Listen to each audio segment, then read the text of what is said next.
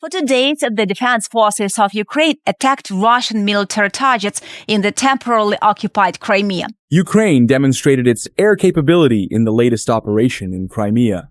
On the peninsula, Russia's ships and air defense systems had to face again the drone army of the Ukrainian armed forces. This operation, designed to force Russian President Vladimir Putin to agree to peace in the Black Sea, has also seriously worried Kremlin military personnel in Crimea. The Ukrainians used drones to target all elements within range off the Crimean coast. Among the most striking details was that 2 Russian ships were hit in the attack. Now we will discuss this critical operation in Crimea in detail. We will analyze how many Russian ships the Ukrainians have hit so far. We will also discover which air defense sources were eliminated in this latest operation and in the attacks a few days ago that broke the peninsula's air defenses. In the last few days, the Ukrainian army has destroyed a record number of air defense systems of the Russian forces. Let's take a quick trip to Crimea and see what's going on there. But first, please don't forget to subscribe to our channel, turn on notifications, and give us a like so that you can stay up to date with our content. According to recent reports, drones of the Ukrainian armed forces skillfully evaded Russian air defense missiles and successfully hit 2 important targets. Among the 2 targets were the BK-16 landing ship and the Raptor ship. Given the possibility of the use of an explosive warhead in the air, it is possible that the sailors received numerous shrapnel wounds. The footage of the shooting down of these 2 ships actually gives us important clues. In the footage, it is clearly seen that Ukrainian drones are following the Russian ships in an incredible way, evading the missiles. When the Russian missiles fail to hit the Ukrainian drones, and then the UAVs locked on the target explode, huge explosion images emerge. It is not known whether Russian sailors were able to save themselves after the ships were hit, but there is an estimation that the casualties were very high. This attack, which shook 2 Russian ships, took place in the area where a superstructure with Uprata-Cord combat module and radar station was located. It is claimed that both ships were out of service after the attack. The Kremlin has not released a clear statement about the ships so far. In addition to these elements, the drones also targeted the Tor-M2 surface-to-air missile system, further degrading Russia's operational capabilities. The videotaped operation highlighted both the advanced reconnaissance capabilities and offensive effectiveness of the primary unit.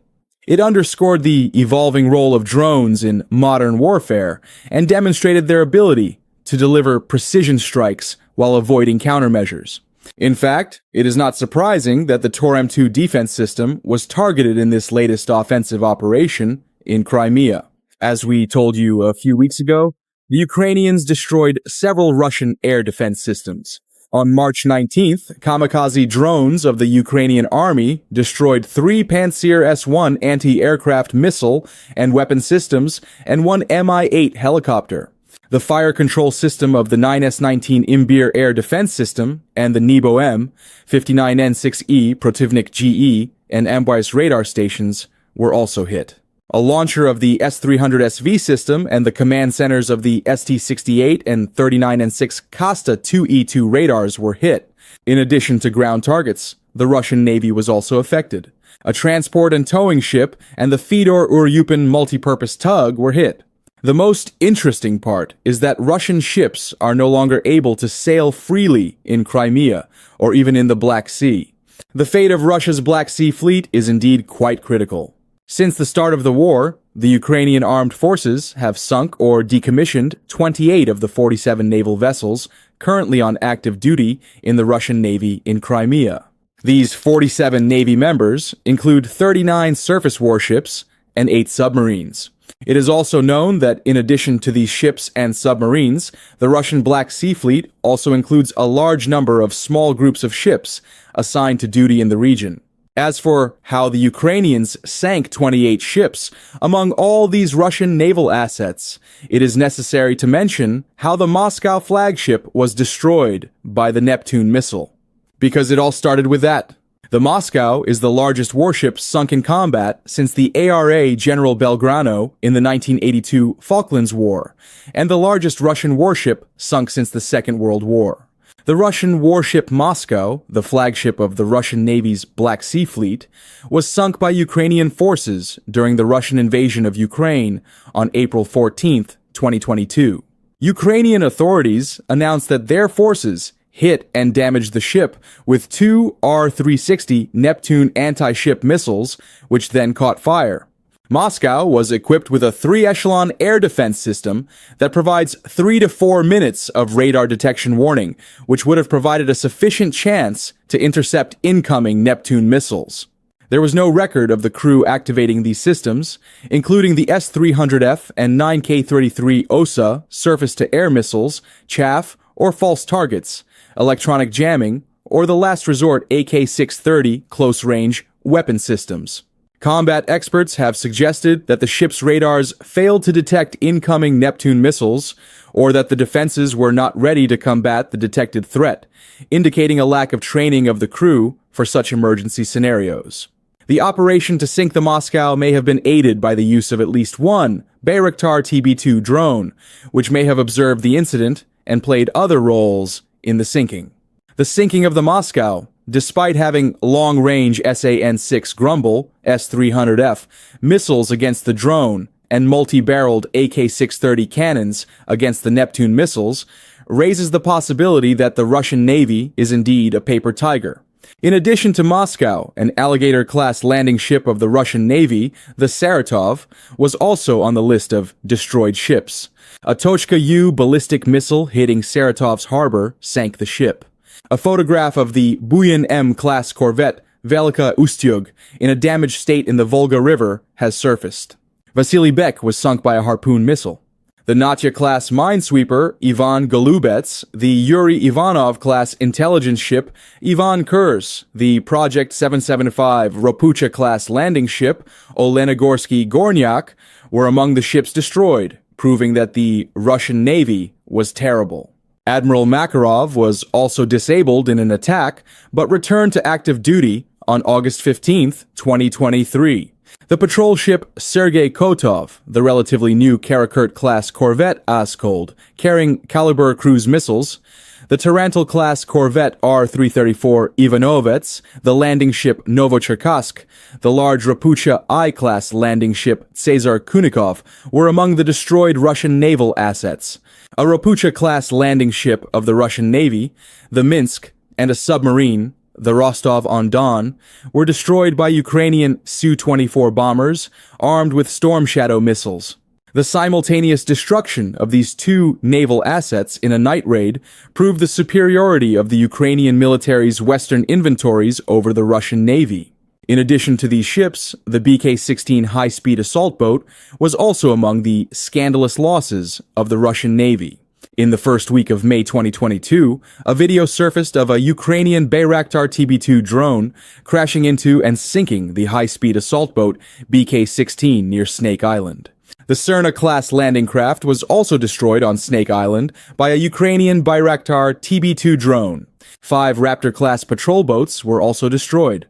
All these sunk and destroyed warships, patrol elements, submarines, and boats of the Russian Navy have shown that Putin's naval forces are not really as powerful as exaggerated.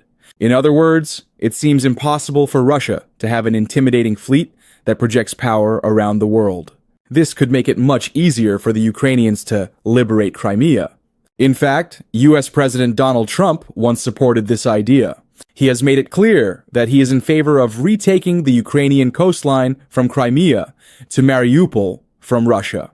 Trump's recent statements that he is aiming to liberate the Ukrainian coastline from Crimea to Mariupol have caused a stir in the world community. Since the annexation of Crimea in 2014, the current U.S. administration has reaffirmed that the region is Ukrainian territory. Mariupol is known as one of the most important conflict zones since the beginning of the war, as it is Russia's strategic exit point in the Sea of Azov. It is not known whether Putin will make a concession on Mariupol, but we already know from the beginning of the war that one of the Russian leader's red lines is the Crimean Peninsula. The Russian regime maintains that Crimea is indisputably part of Russia. Therefore, although it seems unlikely that Crimea will be withdrawn, the Trump administration may be trying to put the full transfer of Mariupol and its surroundings to Ukraine on the table as a priority condition. The possibility that U.S. President Donald Trump might have convinced Putin on this issue seems a bit remote. But the economic and military costs of the war are also taking their toll on Russia. Sanctions on the one hand and losses at the front on the other may be pushing the Kremlin into new searches. In this search, Trump could offer Russia the return of Mariupol and its surroundings to Ukraine in exchange for recognizing the annexation of Crimea. Thus, Russia could retreat by saying that Crimea is already of historical value and Mariupol has limited strategic importance. On the other hand, there is also the Ukrainian side of this equation. The Zelensky administration insists that all annexed territories, including Crimea and Mariupol, must be taken back. But as the war drags on, Ukraine's loss of life and property is growing. The country's economy, like Russia's, is being badly damaged. On the one hand, the majority of the population believes that Russian occupation of any territory is unacceptable. At the diplomatic table, neither side can reach an agreement without major concessions. In the name of peace negotiations, the U.S. side is actually focusing on the mineral agreement, claiming that it will accelerate the process. It is known that there are serious mineral deposits on Ukrainian territory, especially in the eastern regions and along the coastline. Resources such as iron ore, coal, rare earth elements, and even lithium reserves, which are critical for the global economy, are located in this geography. Trump mentioned that the mineral agreements between Ukraine and the U.S. have a huge trade volume. The U.S. president also points to a mineral deal with Ukraine worth billions of dollars. These words emphasize the importance of Ukraine's mineral resources, especially rare earth elements, lithium, iron ore, and coal reserves. Although media sources report that this amount may not be as high as Trump claims, the president argues that this revenue potential will strengthen the U.S. hand in the peace deal. The Trump administration argues that if the peace deal is realized, U.S. companies could gain the right to operate in these mines, thus investing heavily in Ukraine's reconstruction process. It is very difficult to invest in areas under Russian control. Therefore, a peace deal could in a sense pave the way for the exploitation of the mines. If Trump can get this deal done, he might even be able to take back Crimea from Russia and give it to Ukraine. Because the U.S. leader's very keen to have a mineral deal. Speaking of land swaps, if we now turn to Trump's idea to save the line from Crimea to Mariupol, Russia sees this area as the key to the Black Sea. Mariupol is the gateway to the Sea of Azov. Crimea has been the apple of Russia's eye since 2014. This plan demands a huge concession for the Kremlin to withdraw. What will Putin get in return? The lifting of U.S. sanctions, a guarantee that NATO will not expand eastwards, or international legitimacy, or a special status for other eastern Ukrainian regions controlled by Russia. Diplomatic experts say the task is not easy, as the table will be very crowded in such a grand bargain. It is unclear how this formula put forward by U.S. President Trump will work in realpolitik. Russia already considers Crimea to be Russian territory, but it has not completely ruled out the option of negotiating a military withdrawal from Mariupol and its surroundings. In return, Putin could demand that the door to Ukraine's NATO membership be closed forever. The roadmap for peace is still shrouded in uncertainty about how to find a solution in the red line areas of Crimea and Mariupol. Even with mediators like Riyadh and Ankara stepping in, it is clear that a great game of strategy is being played. The international community has now turned its eyes from Washington to Moscow, from Kiev to Riyadh and Ankara. In fact, there is another actor besides the US that can convince Russia on Crimea. It is undoubtedly Turkey, the most important member of the Black Sea region. Turkish President Erdogan has already stated that Crimea belongs to the Ukrainians. Erdogan points out that Ukraine's territorial integrity must be respected and sternly warns Putin on this issue. The cessation of hostilities in Ukraine would reduce the risk of the war spilling over into the Black Sea basin and provide Turkey with much-needed relief from related security concerns on its northern border. A ceasefire would also be good news for the country's security establishment. For all this to happen, Turkey has a big job on its hands. Turkey is walking a fine line in the Ukraine conflict.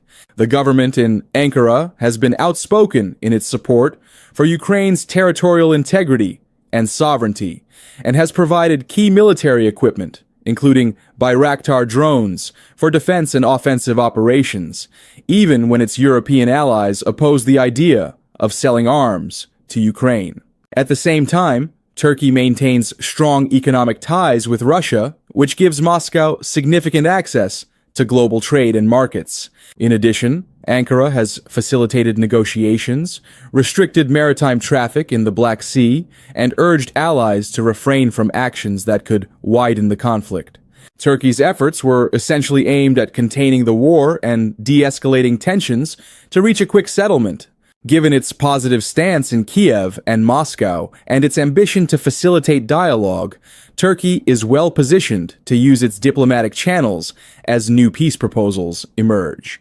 The Ankara government is likely to be on high alert to thwart such moves by Moscow. Since the beginning of the settlement process, the Turkish leadership has been underlining the correctness of Donald Trump's peace plans. For this reason, the U.S. might want to choose Turkey as an observer of the war between Ukraine and Russia. If Russia and Ukraine agree on a mechanism to monitor and enforce their ceasefire, and some kind of international presence is required, Turkey will offer its services. As a nation that has maintained a relatively positive relationship with both sides throughout the war, Turkey could be persuaded to spearhead such an internationally sanctioned initiative and could provide the necessary capabilities. Ankara will also see this as an opportunity to showcase its vital contribution to the European security architecture and to try to use this perception in its relations with the EU and the US. If none of this works, the Ukrainian wing could take control and launch extensive airstrikes and eventually amphibious operations in Crimea and across the Black Sea to completely defeat Russia. In this scenario, things would really get out of hand for Russia. As we mentioned last time, Ukraine's drone army has proven what it can do in Crimea. When Kiev suddenly directs a large part of its drone army to Crimea, it is somewhat obvious what will happen. An amphibious operation that we could witness after that could signal the end of everything for Russia in Crimea. Therefore, Russian President Vladimir Putin needs to make a decision: to risk losing the war and try to hold on to Crimea, or to reassert Ukrainian sovereignty on the peninsula. Time will tell which the Russian leader will choose and how things will change in the Black Sea. Thank you for watching.